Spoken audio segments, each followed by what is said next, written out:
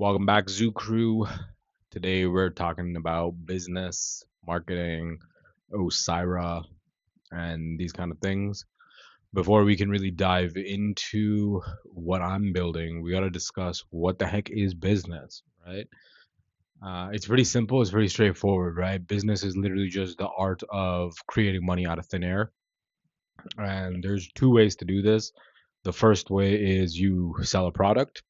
The second way is you sell a service, right? So today we're going to focus on the second one, selling a service, because that's where most of my kind of expertise is. And really, like what I'm building is to help business owners who are in service based businesses, primarily real estate related businesses, people doing anywhere from 500,000 to $5 million in revenue.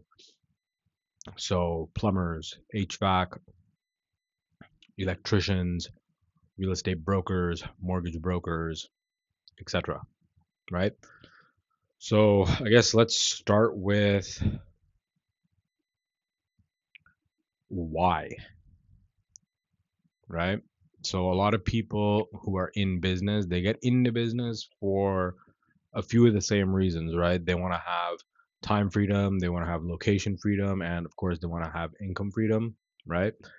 And what ends up happening for most people who do find some level of success in business is they've essentially created a high paying job for themselves, right? So they're working in the business, they're not working on the business. And what does this come down to? It comes down to systems, right? So, yeah, you can have success without systems, but it's going to be very chaotic and it's not repeatable or scalable, right? Whereas, like, now if you look at something like McDonald's, it's their systems that allowed them to scale,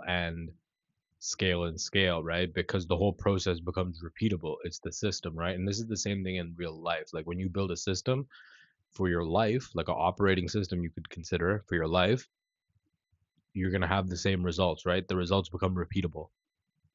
So, the first step now, like in terms of systems, right? So, there's two main systems right now that like we would build out for our customers.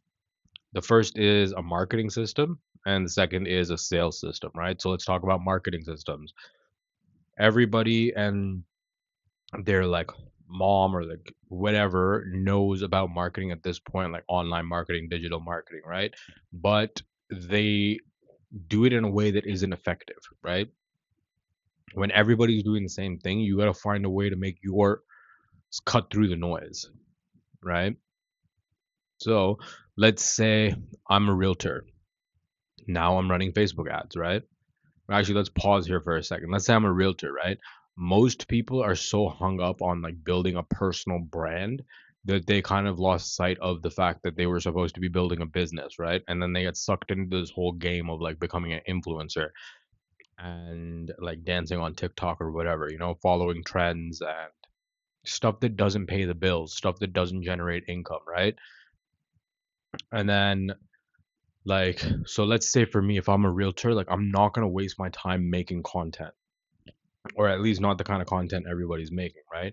It's much more effective to run ads on Facebook and Google, but like and YouTube, but like let's just keep it simple and say Facebook, right? And like there's a few reasons. First of all, the people who can afford to buy a home and the people who can like have homes they want to sell, generally speaking, they live in Facebook. That's the ecosystem of choice, right? And then you could say probably Instagram after that slash YouTube, and then at the end like probably like TikTok. So first of all, like if you're gonna play social media as a game or do digital marketing, you have to go to the place where your customers are, right? So in terms of like real estate related service businesses, those people are on Facebook. That's just the name of the game, right? So let's say now I'm a regular realtor and like I feel like I know what I'm doing when it comes to digital marketing. I'm gonna run Facebook ads, right? What kind of ads am I gonna run? I'm gonna do like free value home report, or I'll put like I'll run an ad that's geared towards like investors, right? So like join our mailing list for exclusive off market properties. And then For buyers, same thing, right? Similar type of thing. Really though, the money in all of this, like I'm using real estate or like realtors as an example, the money is in the listings, right? And it's in the listings because first of all, now you're leveraging other realtors, right? Everybody, like let's say you secure one listing, now you can just sit back and you let 10 different buyers agents bring their clients to your listing and then you get paid, right? So really like if you're a realtor, you should be focusing on listings, not like buyers, right? Buyers and like investors, that's kind of like your secondary like gravy, you could say. Your main moneymaker is listings, right? And how do you get listings? You have to like provide value. This is where the whole like free value home report or like find out what your home's worth today, etc. Right? But like again, you have to understand copywriting. Copywriting is like the text you'll see in the ad, right? And because like at least in Canada, there's a lot of restrictions, right? So you can't like target the specific people you're looking for, but what you can do is target them with the writing, right? So, and I tested this with a realtor. It's just that he ended up like looking at the ad and submitting a form, and then same thing with his like team lead, and then that just like fucked up the whole analytics, I guess you could say, or when Facebook was pumping out the ad, it started showing it to realtors instead of sellers, which is what the point was. But like regardless, it validated the proof of concept, right? So in terms of like marketing, if you're in a service-based business, you don't need to be making content. You're much better off running ads, right? But now this is the piece where like people will like fuck up. So if you get like 10 leads or you get one lead even, if you don't get back to that person within 10 minutes, that lead is dead for the most part, right? This is why they call it speed to lead, and it's a speed to lead system, right? And now like some realtors or like some service business owners are like tech savvy, so they'll implement some like automations or they'll implement like AI to auto reply to leads, right? Just so like that person is getting a reply within like a minute or three, right? And really with the way the world is now, like people expect you to reply within like minutes, right? Like 1 to 2 minutes at the most. So, how could we make this more unique? So, if I was going to do this, this is what I would do. I would have the Facebook ad running. Now somebody submits a lead, right? Let's keep going with this whole idea of like listing agent or like looking for listings, right? So we now marketed, we put out an ad offering like a free home value report, find out what your home's worth today, um, etc. Something like worded like that, right? Now somebody's gonna submit their info. Now automatically, like I'm gonna send them a text message using my like automations in AI to just be like, hey, thanks for submitting your lead. Um, and like a link to a video, like an unlisted YouTube video, right? Now they're gonna watch that video, and in the video, it's gonna be me, the realtor, saying, "Hey, thank you for submitting your lead. And before I can give you an accurate estimation of what your home's worth, there are a few questions that I would need to ask you. I'm gonna have my AI assistant follow up and ask these questions, right? So now I'm doing a few different things. One is I'm pre-framing them, so they already know now an AI chatbot is going to be the one talking to them, right? So where if you don't have that piece and now you just have an AI chatbot talking to these people, what's going to happen is they're going to feel misled or they're going to be like, oh, there's something shady here, or they're not going to trust it, right? But now, first of all, I've already pre-framed them, and then secondly, it's they've already like seen face to face, right? So it like brings a human level connection to it, and it's not like they're talking to somebody they don't know, right? It's this whole notion of like a parasocial connection. And then like the third thing is it raises my perceived value as a realtor because now that person is like, oh damn, like this guy got back to me instantly. Like I know what he looks like and he's using tech and like AI, right? So now like again, it raises my status, it gives me more authority, right? And in sales, like that's what you need to close more, right?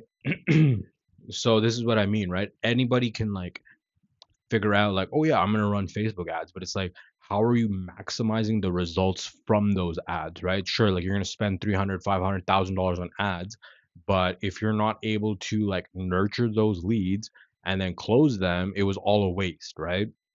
So this is where like the systems come into play, right? And figuring out like these unique kind of things you're going to implement that other people won't, right? So this is where my whole idea of like, okay, let me build systems for people comes into play. And a lot of this stuff that I'm like telling you guys in this video right now is stuff I kind of figured out or like picked up from all of these random things that I've done in my life, right? Now, the second piece is cool. Now we've got you a lead gen system. You're getting like 30, 40 leads a month, right? So now the next step is this lead comes in. Let's say they're qualified, they get put on your calendar, right? Let's pause there for a second. Let's say they're not qualified. Now what happens, right? The AI is going to put them in a different bucket and then it's going to nurture them. So when they are qualified or ready to sell or buy, well, let's just use this whole notion of sell, then you're still top of mind, right? And you can, yeah, so essentially you put that on the side now, right? So these people aren't qualified, AI is going to nurture them. When they are qualified, AI will book them on your calendar. Let's now, like the people who are qualified, who are on your calendar, what are you going to do? You got to close that, right? So now this is where the sales system comes in. Most people who are in sales, like the top salespeople, all use scripts, right? And the reason being is you only have certain like amount of mental bandwidth. So if you're using your whole mental bandwidth to like build rapport and like do discovery questions, you're not going to have like the mental bandwidth left over to actually walk them up the ladder and then close them, right?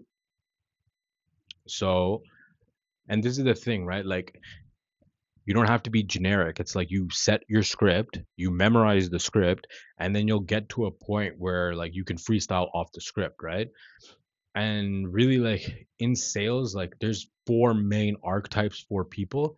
So you just need to learn like which type of archetype you're dealing with or what kind of personality you're dealing with. And then you go about it that way, right? In sales really like it's not about like pitching and like brainwashing or like convincing somebody to do something. It's very simple. You're asking questions, you figure out what's their problem, then you present the solution, right?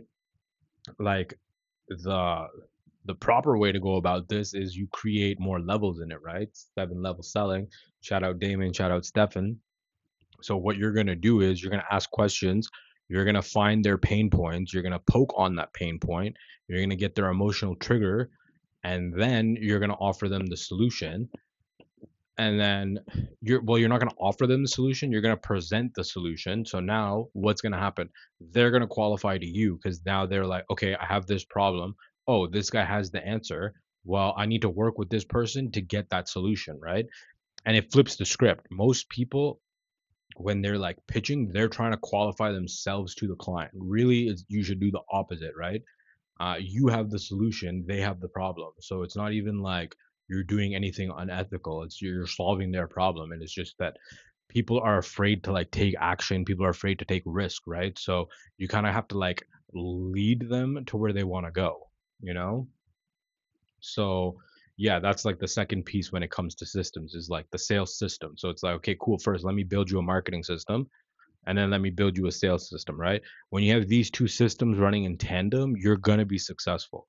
Mind you, like initially I was thinking like 30 days is enough, but really it's not. Like 90-day minimum, like if you want to work with me, just because first of all, real estate is a slow sales cycle. And then secondly, like you need enough data points to figure out like, okay, was this like because we did this or was this a fluke? Was this luck? And then find out where the bottlenecks are, find out where you need to make things more efficient, and then you can repeat the process, right? So if you don't have at least 90 days, you don't have enough data to really like have a system that's going to perform, right?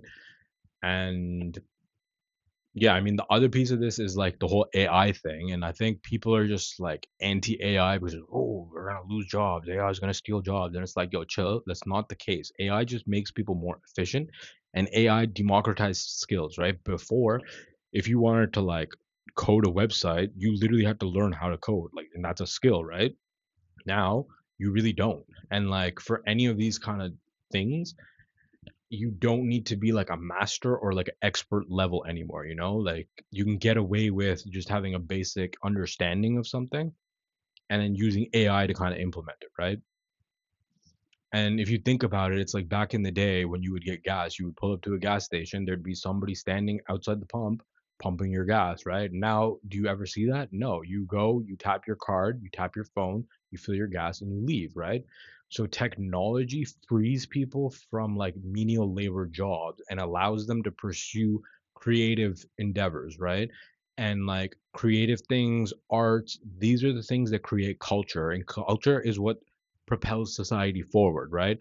So it's like you can't like you shouldn't fear tech or you shouldn't fear AI. You should understand like the benefits of it and then how to implement it, right? So let's say I'm a plumber, right? And I'm getting like bombarded, like somebody has like a leak and like I'm the first guy showing up on Google.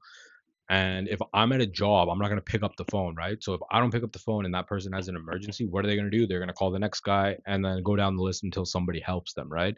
So this is again like now where AI can come in. It's like you could hire a receptionist or you could just have this AI chatbot or voice agent who's just a 24/7 sales and customer service representative for your business. It's way more cost effective, right? But now, okay, let's go like in a different way. Let's say I am a dentist office, right? And right now I need to have like 3 or 4 receptionists on hand. If I implement AI agents, I can probably cut that down to one, maybe two, right? So let's say if I'm getting 100 phone calls, the AI is going to deal with them. It becomes the first barrier to entry, right? If the AI is unable to solve that person's problem, then it gets routed to the actual human receptionist, right? So now that human receptionist is being way more efficient and they're not as burnt out dealing with like hundreds of thousands of like pointless meaningless questions, right? That like the AI can deal with. So it frees up their mental bandwidth as well, right? So that's the other piece. And then you have like the whole media side of things, right? So, and like we touched on this a little bit right now, if you look at the people who are like who really crushing it on like social media, it's because of storytelling, right? And like when I'm saying storytelling, it's like think about it yourself. Like when you're watching a TV show, it's because of the story. That's what kept you hooked, right? So instead of making content that's the same as everybody else, create a series, right? Like a mini series where you have like 1 or 2 different characters and like they're going on a journey and like accomplishing something, right? And like this is again like where we would come in is we would figure out like what your mini series would be and like help you with the art of your storytelling, right? And this is one of the main reasons why like I'm doing this YouTube channel and like creating these videos, right? It's like I'm cultivating my own art of storytelling, right? And like I haven't created a mini series yet. It's just that I would do that for my clients. And my end goal for all of this, like Osira, is I'm gonna build out like a home network, like a verified network of vendors. So plumbers, electricians, real estate brokers, mortgage brokers, etc. Right? Like one niche per business per city, so they're all locked in. So now if somebody wants to renovate their house, they're not going through Google and then getting scammed by some like terrible plumber or like a terrible electrician, etc. Right? It's like we've already vetted these people and like they're verified, they're good, they're the top at what they do, you know. And then outside of that, it's like now there's cross promotion between everybody we're working with, and it's the rising tide lifting all the boats, right? And then we would go about creating like a YouTube channel, pretty much like HGTV, where we were renovating houses or like flipping houses, and like all of our verified vendors are featured in that show, right? So it's like now we're building brand awareness for each one of these businesses that we're working with without creating just noise and like garbage content that nobody's going to watch anyways, right? Now it's like okay, we created a show. Now there's like actual entertainment, and then the value to their business is you're building their brand, right? So now when somebody in that city wants to like renovate their house or they have like an issue with plumbing or something, you're going to be top of mind, right? It gives that like everybody we work with authority.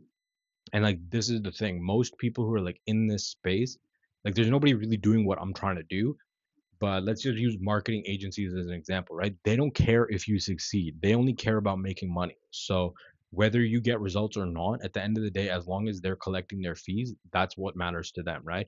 For me, what I'm looking to gain from this is equity in everybody's business that I partner with, right? So then I'm actually committed to your success, right? And yeah, I mean, so that's like the high level, I guess, like in depth of what I'm trying to build and why I'm trying to build it. So yeah, I mean, and literally I've shot this video 3 times because I'm having like tech issues. Um, but we're not gonna get into that, you know. So yeah, media, systems, AI, these three pillars combined is what Osira is. Then we have like the verified vendor network on top of that, and then on top of that we have like the YouTube channel, right? Which is where like we'll create our own stories or videos, like mini series, right? You can have like a very mini series you could run on like social media as well, but it's like, where's the demographic of people you're like, where are your clients, right? If your clients aren't hanging out on Instagram, is there's no point to make content on Instagram, right? If your clients are hanging out on like YouTube and Facebook, that's where you need to be, right? So yeah, uh, this is kind of what I'm thinking to do. Anybody who like watches this video, if you want to go and try and build this as well, like your own version, go ahead, you know, because the real moat in this, like why I can like openly discuss this, is because I'm like the moat, right? I'm literally the niche because I've had all of these different life experiences, all of these different random businesses. Like nobody else is able to like see the vision as the same way as me, right? And they're not able to kind of execute the same way.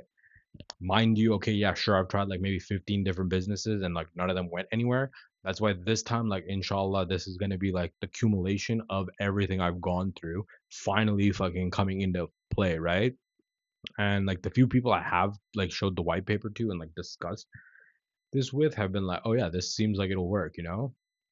And I guess like the delay had been initially, I was thinking, okay, well, how do I build this? Like, I got to learn like all of these different things and it's a lot, right? So then I was thinking, like, okay, well, if I was going to flip a house, I wouldn't become the plumber. I wouldn't become the electrician or the carpenter. I'm going to hire a plumber. I'm going to hire an electrician, etc. Right.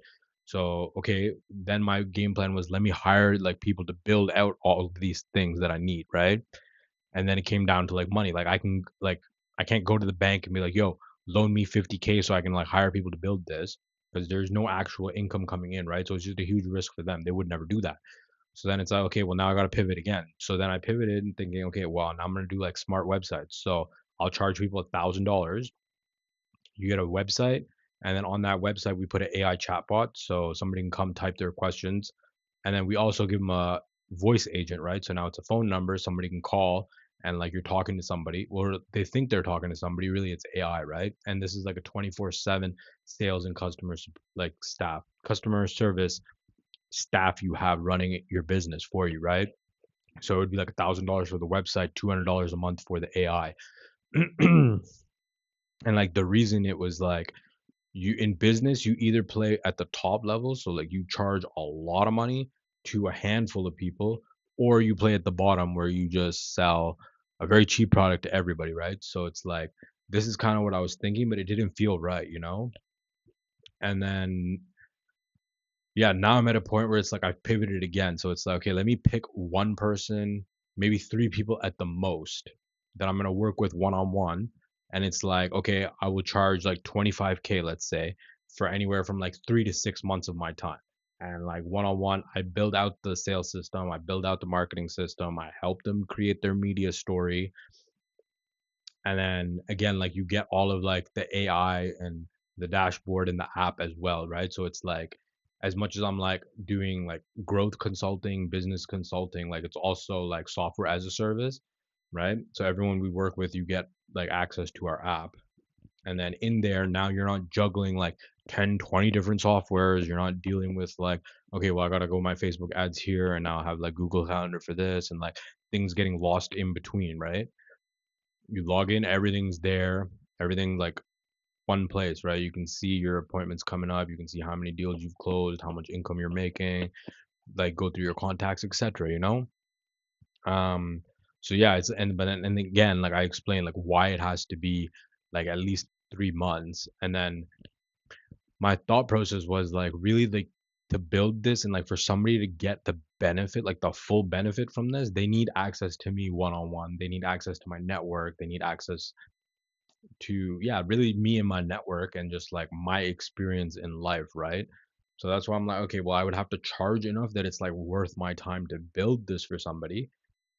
And like somebody hearing this who's not in business probably, oh, what the fuck? Like you never had like a successful business and now you want to charge people like 25,000 to build these systems, and it's like, okay, cool, I was running a multi-million dollar business since the time I was 16, right?